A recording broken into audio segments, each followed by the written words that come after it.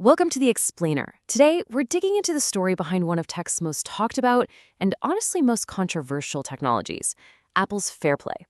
This is a story all about control, about convenience, and really about what it even means to own music in the digital age.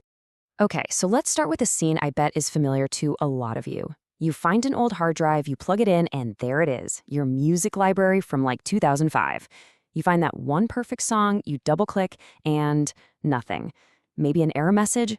Well, the reason for that headache is almost always that little letter P you see at the end of the file name, M4P. So what is this locked file? To really get what was happening with music back then, you first have to understand the digital lock that came with it. That M4P file, it stands for MPEG-4 protected.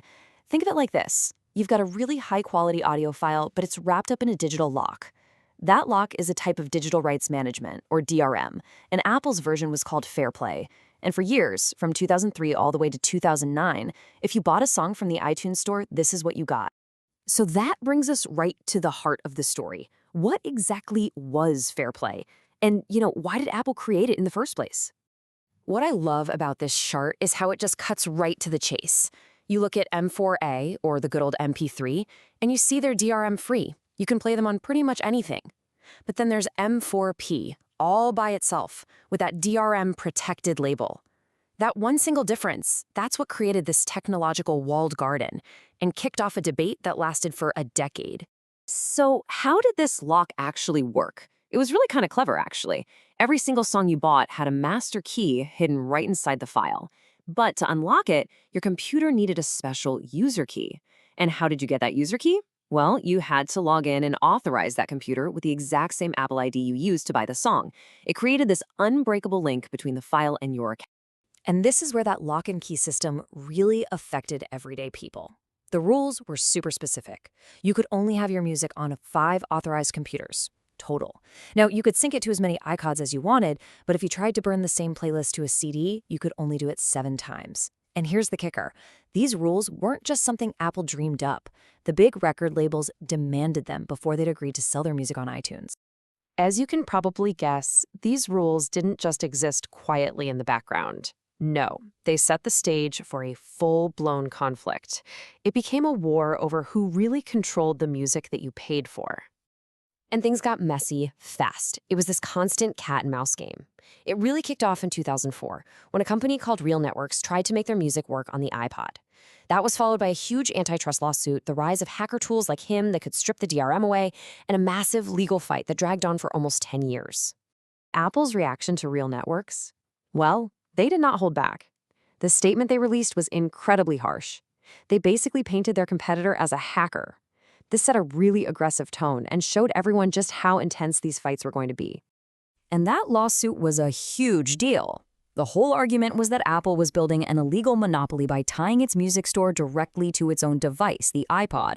We're talking about a potential $350 million payout. But after all those years, a jury actually sided with Apple. Their reasoning?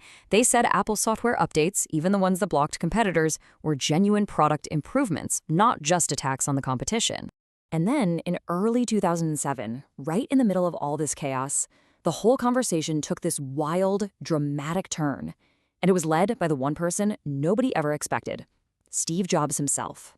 He published this open letter, famously called Thoughts on Music, and in it, he completely flipped the script. He publicly called out the major record labels, saying they were the ones forcing DRM on everybody. And then he dropped this bombshell. He argued that DRM doesn't even stop piracy. It just doesn't work. He laid out this incredibly powerful case against the very system he had helped create. He argued that hackers will always find a way to crack DRM, so the only people who get punished are the ones who actually pay for the music. And his biggest point?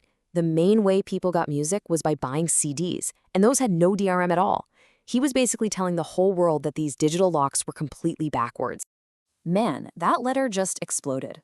The reaction was all over the place. On one side, you had other tech companies and people who saw it as a huge win for consumers. But on the other side, people were really cynical. One music executive called it ironic, which, fair enough. And the big music industry group, the RIA, they cleverly tried to turn it back on Apple, saying the real solution was for Apple to license FairPlay to other companies, the very thing Apple always refused to do. So where did all of this lead? That letter was a serious turning point. Let's take a look at what happened next and where the ghost of fair play is still hanging around today. After that letter, the walls started coming down, and fast. Just a couple of months later, Apple teamed up with EMI to start selling some DRM-free music. By 2009, the entire iTunes music store was DRM-free. It really felt like the war was over, that we, the consumers, had won. But then came 2015, Apple Music launched, and just like that, FairPlay was quietly brought back to protect all the songs you download for offline listening. See, FairPlay never really died. It just evolved. The original version was all about locking down files you supposedly owned. The modern version? It's all about securing content that you're renting or streaming. It's the technology that protects everything now, from your Apple Music downloads and movies to the apps you get from the App Store. Today, it's called FairPlay Streaming, or FPS. It's a core part of Apple's entire ecosystem, just working away in the background, protecting video content that's being streamed to your iPhone, your Apple TV, your Mac. The same basic idea that once locked your music now secures pretty much everything else. And this whole story leaves us with a really big, thought-provoking question. The fight over those old M4P files was a fight for ownership. But today, we've kind of traded that fight for the convenience of just having access to everything. In a world where all our media is streamed and protected by a new kind of DRM, have we just accepted that we don't really own any of our digital stuff at all?